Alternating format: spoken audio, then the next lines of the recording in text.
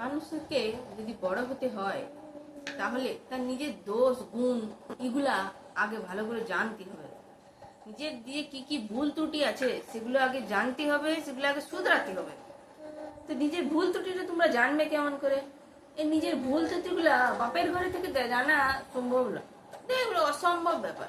তোমাকে সবাই ভালো বলবে, বাবা বলবে ভালো, মা বলবে ভালো, ঘরের লোক গোটা গোষ্ঠী বলবে ভালো, কেউ তোমাকে ভুল ত্রুটি দেখাবে না।